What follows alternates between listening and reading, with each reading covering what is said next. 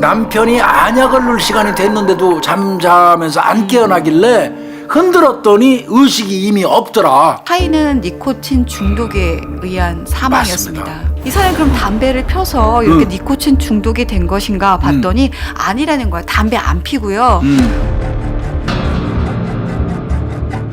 남편이 사망한 지 한 달도 안 됐는데 아파트 2채를 처분합니다. 가구 같은 것들을 폐기 처분을 합니다. 승용차를요 자신의 이름으로 상속 이전을 합니다. 남편 명의로 가입된 보험 계약을 전부 해지해 환급금 받으려고. 사망보험금이 남편이 8천만 원이 있어요. 그것도 수령을 시도합니다. 동산, 부동산, 계좌, 보험, 퇴직금 사실 모든 재산이 될 수 있는 걸 한 달 안에 다 아내가 일단 처분을 한 거예요. 이게 맞아요, 일반적으로?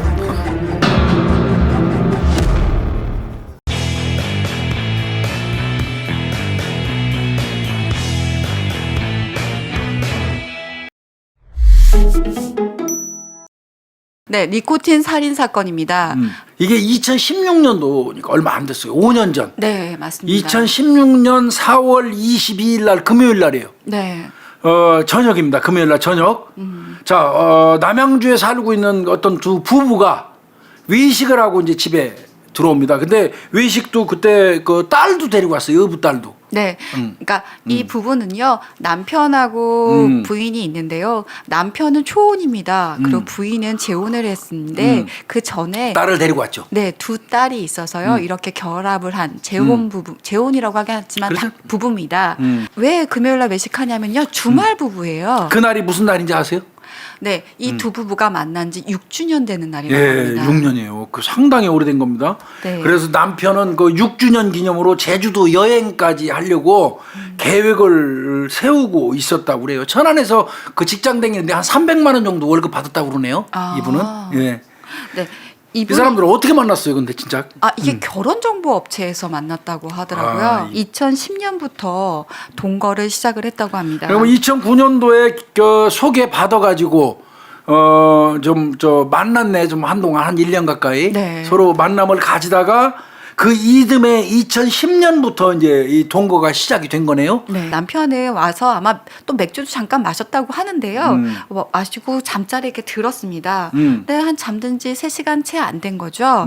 그 와이프가 부인이 아마 안약을 넣어주나 봐요, 남편을. 남편이 안약 넣을 시간이 있나 봐요. 네, 그래서 이제 안약을 넣어주려고 남편한테 갔더니 남편이 숨을 쉬지 않는 겁니다. 의식이 없었다. 네. 그래서 이 아내 얘기입니다. 이 여자 성은 송씨고요. 48살입니다. 네. 남편 같은 경우도 아마 나이가 비슷한 걸로 알고 있고요. 50대였습니다. 50대 예, 네. 비슷하죠 거의. 네. 예, 48살 먹은 아내 이 송씨 이야기인즉슨 남편이 안약을 넣을 시간이 됐는데도 잠자면서 안 깨어나길래 흔들었더니 의식이 이미 없더라. 그래서 처음에는 장난치는 줄 알았다. 이렇게 얘기를 했어요. 네. 근데 이제 이 부부는 보니까 이 남편 같은 경우는 굉장히 그 성실한 사람이었던 것 같습니다. 이 집은요, 아내가 경제권을 가지고 있다고 하고요. 그 300만 원 남짓 천안에서 벌어가지고 300만 원 아내한테 주나 봐요. 네. 그래서 일주일 용돈을 받아서 쓰나 봐요. 일주일 단위로. 일주일에 5만 원 용돈 받았대요.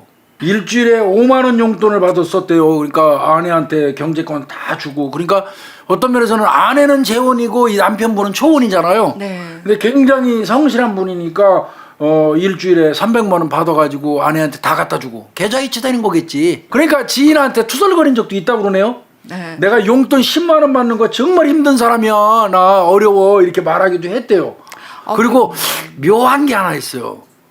그 지인한테 이제 아마 지인들한테 별 얘기를 하다 보니까 각방 쓴다는 얘기를 했어요. 집에 가도 만난 지 6년밖에 안 됐는데 벌써 각방 써요? 그 요건 조금 걸쩍지근하죠, 그죠? 하여튼 기분 좋게 22살 먹은 어부 딸하고 식사하고 와서 이 사람이 갑자기 숨을 안 쉬는 거예요. 이 부인은 제일 먼저 전화한 데가 상조회사였습니다.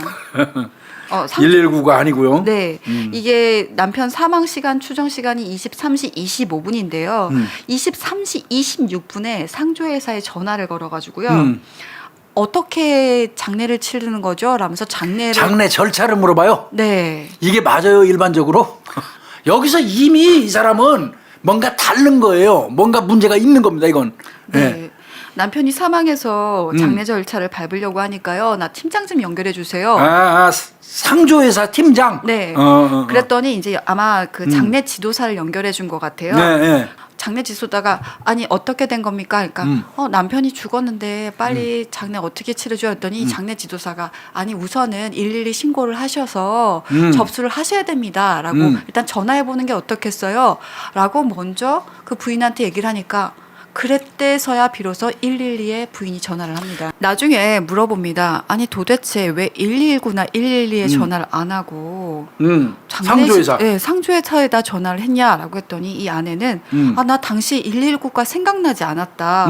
머릿속에 상조회사의 그 멘트 모든 걸 해결해 줍니다. 그것만 꽂혀 있었다. 네, 광고 문구만 난 떠올라서 먼저 상조회사에 전화를 걸었다라고 얘기합니다. 그러면서 또 뭐라고 그러냐면 우리 남편이 생전에 가을에 벌초할 때 이제 그 시기가 되면 같이 벌초하면서 자기한테 이런 얘기를 했대. 나는 연고가 없는 사람이니까 화장을 좀 해라 나는. 그러면서 자주 그 말한 거 그거 유언이라 이거야. 그래서 남편 죽자마자 빨리 그 화장 절차를 밟으려고 내가 상조회사에 내가 전화했었다. 네. 이런 식으로 얘기를 하는 겁니다, 이 여자가. 근데 저는 이 문구가 되게 이상했던 게요. 모든 걸 해결해 줍니다라는 문구가 생각났다라는 거잖아요. 그럼 이 사람 머릿속에는 남편이 사망해서 왔던 감정적인 충격보다는 해결이지. 그러니까 이거를 어떻게 보면 현상 보듯이 해결이라는 뭐 생각을 한 거잖아요. 해결해야 그렇죠. 될 일. 전 여기서부터가 이미 감정이 묻어나 있지 않다라고 생각이 들어요. 본인은 변명을 만들었을지 모르겠지만. 그다음에 119가 일단은 사망했어도 병원으로 날른 거예요. 네. 후송한 거예요. 네. 그리고 거기에서 나온 1차 소견이 뭐였냐면 관상동맥 경화에 의한 허혈성 심장 질환으로 추정된다. 그렇지만 독극물 검사 의견 이렇게 첨부를 한 거예요. 관상동맥이 경화 딱딱해져서 그래서 허혈성 심장 그 질환으로 죽은 걸로 추정이 된다. 그러나 독극물 검사는 필요하다 하는 의견을 제시를 한 거예요. 네. 근데 그런 상태에 있고요. 자, 그러면 일단은 변사 사건인 거잖아요. 네, 이제 사건이 된 거예요. 네, 뭐 이게 타살, 자살 일단 이런 것보다는 변사 사건이다 보니까 이제 경찰이 수사해야겠죠. 네, 변사 사건도 이거는 사건 처리를 일단 경찰이 하기 때문에 그럼 이 남편은 어떤 사람인가 그렇죠. 일단 한번 살펴봤나 봐요. 예. 그랬더니 남편은 정말 아까 교수님 말씀하셨듯이 20여 년 동안 회사 생활하면서 검소하게 돈도 안 아끼고 막 이래서 10억 원을 모은 사람이에요. 돈을 회사원이. 그리고 이 사람이 지인들 사이에서는 하도 검소하다 보니까 별명이 짠돌이네요. 그 경찰이 판단을 딱 내리기 이전까지 이 사람이 진행하는 어떤 그 장례 절차 같은 거를 마냥 경찰이 못하게 할 수는 없어. 이게 참 가관입니다. 이 아내의 행동이. 남편이 사망한 지 한 달도 안 됐는데 아파트 2채 남편 명의 아파트 남편이 2채나 사놨어요. 그러니까 대단한 사람이에요. 네, 아파트 2채를 처분합니다. 남편 명의로 돼 있었죠. 네. 그러니까 자기한테 명의를 이전해서 그거를 자기가 팔아버리는 거지. 그리고요, 이게 4월 22일 날 발생한 사건인데 5월 2일 날 이삿짐 센터를 통해서요, 가구 같은 것들을 폐기 처분을 합니다. 그러니까 살고 있는 집에 있던 가구들을 이미 다 처분을 하는 거예요. 그리고 남편의 부동산, 승용차를요, 자신의 이름으로 상속 이전을 합니다. 아니 뭐 일반적으로 사실 맞긴 하죠. 남편이 사망하면 아내 이름으로 저 명의 옮기고 하는 건 맞는데 저는 이제 이게 좀 찝찝한 게 남편이 죽은 지 한 달도 안 됐어요. 네. 한 달도 안 됐는데 아파트 그 남편 명의로 2채가 돼 있으면 그 명의가 나한테 이전이 돼야지 처분할 수 있어요. 한 달도 안 됐는데 아파트 2채를 나한테 이전을 하는 절차를 밟고 그 다음에 그냥 자기가 이전과 동시에 2채 다 팔아먹어 버리는 거예요. 네. 그리고 나서는 이 남편하고 같이 생활하던 이제 가구라든지 또 천안에도 남편이 생활하던 가구가 있을 거 아니에요. 네. 그런 거를 싹 뽑아가지고 다 폐기 처분해 버려요. 네. 그리고 남편 부동산 승용차도 명의 이전해서 자기한테 해놔버리고. 네. 네, 5월 8일 날은요, 남편 명의 그 금융계좌를 다 해제를 합니다. 그래서 그럼 해제를 하게 되면 돈이 있잖아요. 부인한테 가죠. 네, 2억 2천만 원을 그래서 제가 다 수령을 남편이 합니다. 5월 10일 날 네, 남편 직장을 찾아갑니다. 예. 저 남편 퇴직금 타러 왔는데요. 남편 퇴직금이 4,700만 원 정도 산정됐다고 그러더라고요. 네. 신청을 하죠. 그리고 찾아갔답니다. 나중에. 그 다음 날부터 5월 11일부터 13일 사이에는 남편 명의로 가입된 보험 계약을 전부 해지해요. 왜요? 환급금 받으려고. 사망보험금이 남편이 8천만 원이 있어요. 그것도 그 신청을 해서 수령을 시도합니다. 예. 근데 이제 보험회사에서는 경찰이 수사하고 있다라는 걸 알고 있다 맞아요. 보니까 일단은 지급 보류하겠습니다. 거부할. 네, 그렇게 얘기했는데 진짜 아파트, 동산, 부동산, 계좌, 그다음에 보험, 퇴직금 사실 모든 재산이 될 수 있는 걸 한 달 안에 다 아내가 일단은 처분을 한 거예요. 사망금 보험, 사망보험금을 신청하러 왔는데 그 옆에 남성이 같이 온 거예요. 황 씨. 그 경찰이 부검을 들어갑니다. 네. 부검은 사망 이틀 후에 실시가 됐는데요. 이때 부검 엄청 거부했었대요. 네, 사인은 니코틴 중독에 의한 사망이었습니다. 맞습니다. 몸에서 치사량의 니코틴이 검출됐는데요. 네. 원래 그 니코틴 그 치사량 제가 찾아봤더니 리터당 혈액이겠죠? 그 니코틴이죠? 네. 리터당 3.7mg 네. 정도가 치사량이래요. 네. 근데 이 사람은 얼마가 나왔냐면 1.95g이 나왔어요. 1.95g. 네, 근데 이게 58시간 이후에 이루어진 부검이기 때문에 실제로 사망 당시에 그럼 니코틴이 얼마일까 추정을 해보니까 1리터당 7.58mg인 거예요.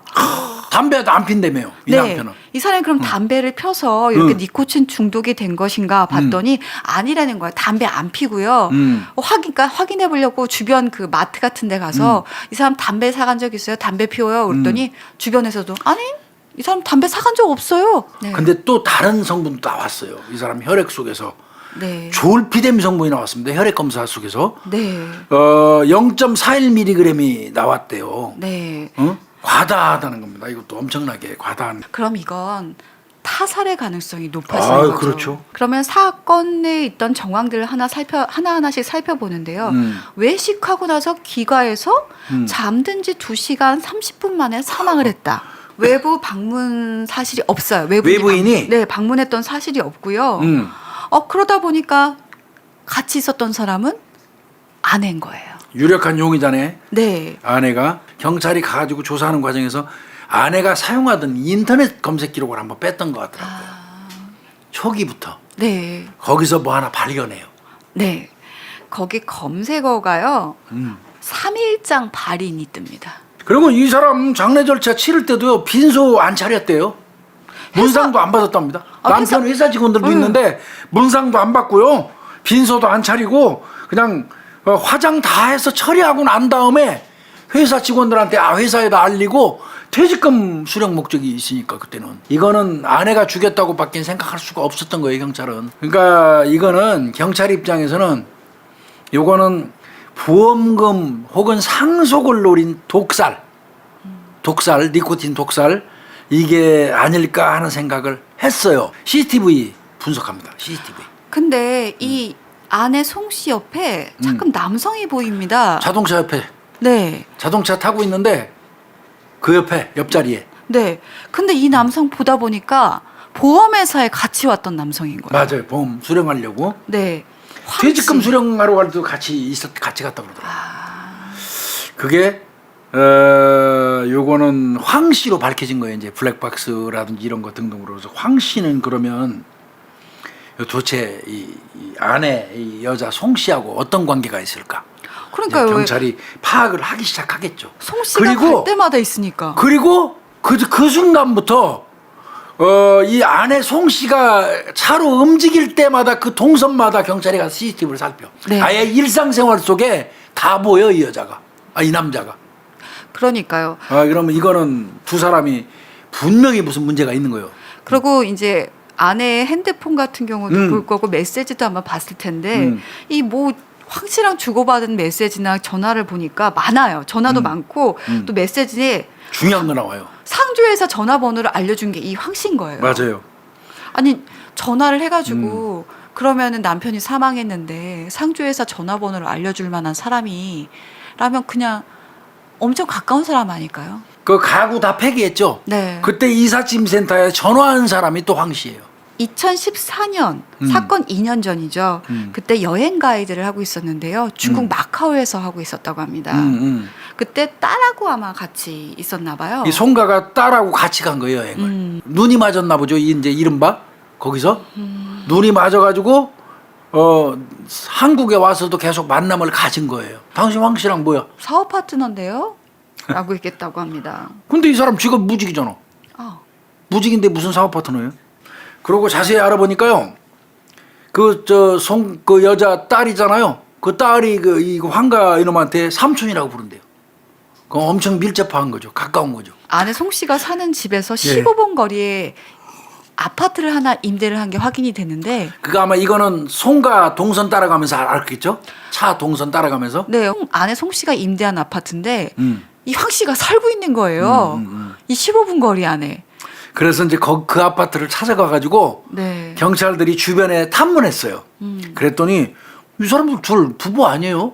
이웃집들이 다 그렇게 얘기하는 거예요. 근데 더 충격적인 얘기가 있습니다. 우리는 지금 이 남편과 이 송 씨 아내 결혼해서 혼인신고까지 하고 산 걸로 알고 있었는데요. 그거 안 했어요. 결혼하고 산지 6주년이라고 아까 얘기했잖아요. 네. 근데 6주년 그러면 결혼 혼인신고한 것도 6주년 돼야 돼요. 네. 근데 그게 아니에요. 사망하기 불과 2달 전에 했어요. 2016년 2월 29일 날 혼인신고했어요. 근데 이거 이 혼인신고도 몰래 한 겁니다. 네, 즉 남편은요. 사망한 남편은 혼인신고 자체가 되는지 몰랐다는 거예요. 그러니까 이거 이제 이런 게 경찰에 딱 걸려 들은 거고요. 또 경찰이 계좌도 한번 까봅니다. 네. 계좌도 까봤더니 이게 여기서 중요한 게 나왔어요. 이제 아마 왜 계좌 까기 전에 아까 말씀드린 황가가 증인 쓰고 막 그랬죠. 네. 그다음에 거기서 동거 생활한다는 거 알았죠. 그러면 경찰이 그 머릿속에는 벌써 이 시나리오가 떠요. 이것들 공모해가지고 이거 보험금 받아 처먹으려고 범죄했다. 네. 그러면 놀았었을 개연성도 있잖아. 갈취한 돈, 어떻게 보면 사람 죽이고 갈취한 돈, 요거 지들끼리 쪼개서 썼을 수도 있잖아. 그 근거 찾으려면 계좌 추적해야 돼. 네. 황가 계좌 추적했어요. 네. 그랬더니 송 씨가 황 씨한테 돈을 보낸 게 있어요. 이체를 한 게. 1억 500만 원. 1억 500만 원이에요. 더더군다나 이 황가는 아까도 말씀드렸지만 그 당시에 신용불량 채무자였대요. 아. 돈에 엄청 쫓기고 있었고 딱 맞아 떨어지는 거예요. 1억 500만 원 채무가 있는 거. 그거를 왜 이 송 씨가 이 여자가 갚아줘요? 그러니까 이건 100% 이것들은 내연 관계고 범행에 공모했을 개연성이 높은 거죠. 경찰이 그 황가의 컴퓨터 휴대폰을 압수수색을 합니다. 거기서 그 5일 거기서 사망 5일 전에 인터넷 검색한 게 나오는데요. 니코틴 살해 방법, 치사량, 그리고 장례 절차 이런 키워드가 나옵니다. 그러니까 또 그리고 이놈이 사건 일주일 전에 미국 사이트를 통해 가지고 니코틴 원액을 20mg을 주문을 해요.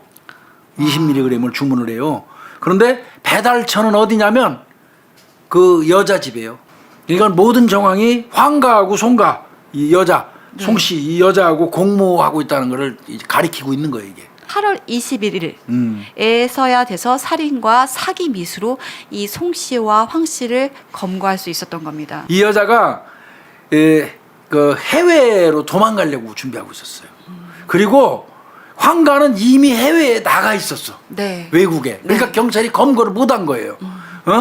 그런데 이제 그러면 당연히 그 두 사람에 대해서 출국 금지를 내려놨겠지 경찰에서. 네. 그러니까 이 송가 이 여자가 외국 나가려고 시도하다가 그러니까 못 나가니까 다시 들어와가지고 그때부터 막 외국에 있는 황가한테 경찰 새끼들이 출국 금지 걸어놔서 나 못 나간다 뭐 등등을 계속 주고받는 거예요. 근데 얘들이 텔레그램으로 주고받았대요. 조금 있더니 이제 경찰하고 통화하더니 경찰한테 항의 막 했어요 이 여자가. 왜 나 출국 금지 걸어놨냐고 내가 뭔 죄를 졌는데 막 이렇게 항의를 하니까 경찰이 이거 조사해야 됩니다. 그냥 집에 계세요. 못 나갑니다. 이렇게 얘기했나 봐. 그러니까 그 얘기를 듣고 그랬더니 이 자식이 황가 이놈이 이거 나쁜 놈이 뭐라고 코치를 하냐면 경찰이 찾아와서 조사하면 묵비권을 행사하고 개인적인 건 답변 못하겠다고 버티고 될 수 있으면 두루뭉실하게 짧게 대답하라고 아주 가르쳐줘. 황가가 텔레그램으로 못 나가고 이제 경찰 조사 받고 있는데 그러다 보니까 이 황가 새끼가 어떤 의심을 했냐면 경찰에서 조사받는다는 핑계 대면서 재산 나한테 1억 5백 정도 주고 나머지는 그냥 전부 10억 넘은 거 알잖아. 요거 지가 혼자 꿀꺽 하려는 거다 이렇게 생각을 했대요. 황가가 그래서 들어온 거예요. 확인하려고. 그 사이에 경찰한테 딱딱 걸려버린 거예요. 도와주려고 들어온 게 아니었구나. 돈 때문에 기어들어온 거예요, 그거. 황가 너 이 새끼 이제 물어봤겠으니까 너 황가 너 그러면 네가 왜 액상 그 니코틴 샀어? 그러니까 전자담배 펴보려고 샀다. 이렇게 얘기했고. 그 니코틴 관련해서 이 송가년 이거는 황 씨가 전자담배를 피워서 내가 시켰던 거다. 뭐 이렇게 하면서 둘 다 이제 오리발을 깠는데 그리고 이게 더 웃겨요. 이게 송가년이 뭐라 그러는 줄 알아? 부인하면서 네. 죽은 남편은 내 두 딸들을 친딸처럼 대해주던 사람이다. 알아. 사람 새끼니까 그건 알아야 되지. 그런데 그러면서 뭐라 했냐면 내 작은 딸을 대학도 보내주고 다리가 다친 큰 딸은 수술까지 해가지고 재활까지 도와줬다. 그럼 나한테는 은인이다. 내가 이렇게 은인인 사람한테 내가 죽일 수 있겠냐. 이 말이 되냐. 이지랄 했는데 정말 나쁜 년이지. 그래서. 네. 네. 문제는 니코틴에 중독된 건 명확한데 니코틴은 인체에서 검출이 되려면 어떤 방법으로 투입됐는지를 경찰은 반드시 밝혀야 돼요. 네. 주사로 했는지 먹었는지 이거 투입 방법을 밝혀야 되는데 이것들이 끝까지 부인하고 안 밝히니까 결국 경찰의 입장에서는 물 같은데 아니면 음료수 같은 데다가 이게 희석시켜서 먹였을 가능성이 많다고 판단은 되지만 얘들이 말하지 않는 이상은 방법이 없는 거예요. 왜 그러냐면 이게 주사 자국이 나왔으면 그건 간단했어요. 네. 거기다 투입해서 안 나왔어요. 주사 자국도 안 나오고 이러다 보니까 경찰 입장에서는 물이나 음료 그게 쓰단 말이에요. 쓰다 보니까 맥주 같은 데 타면은 쓴맛을 못 느껴서 먹었을 개연성이 높대요. 네. 그래서 그렇게 추정만 할 뿐이지 그건 어디까지나 경찰의 추정이에요. 정황 증거인 겁니다. 직접 증거는 없는 거예요. 이게 답답한 거예요. 이게. 그래서 경찰에서는 가장 유력하게 보는 게 맥주에 섞었을 가능성을 가장 높게 보는 것 같습니다. 그걸 뒷받침하기 위해서 동물 실험을 한번 해요. 네. 사람을 상대로 실험할 수는 없잖아요. 그러니까요. 네. 그래서 그러면 이제 고농도로 아까 고농도 니코틴이었잖아요. 그걸 그대로 투입을 시켰더니 네. 이게 2, 3분 사이에 그냥 경렬만 하고 구토 없이 사망을 하는 거예요. 경련 부르르 떨더니 그냥 바로 2, 3분 만에. 그래서 변호인들은 아마 굉장히 기대했겠죠. 네. 2심 재판부에서 딱 받았어요. 어떻게 받아줬냐면 부검 감정서상 부검이가 한 의견 그 판단이 합리적인 것으로 보인다. 그러니까 결국은 동물 실험까지 해가지고 경찰이나 검찰에서 기소한 그 내용이 맞다. 네. 이렇게 본 겁니다. 네. 이 사건 이후로 니코틴 원액은 정말 해외 직구 이제 직구가 못해요. 제한되어 있는데요. 1심에서 무기징역을 받았습니다. 항소했죠 이것들. 네, 2018년 7월 2일 날 항소를 해서 또 했지만 역시 재판부는 무기. 또 대법원 상고. 네, 2018년 11월 29일 날 대법원에서 무기 확정. 얘들이 또 대법원까지만 하고 끝날 사람이 아니죠. 재심 청구. 예. 그건 2019년 4월 달에 기각됐습니다. 재심 청구까지. 그러니까 얘들이 할 수 있는 건 다 했어요. 그러면 이 두 인간은 무기징역으로 정리가 된 겁니다.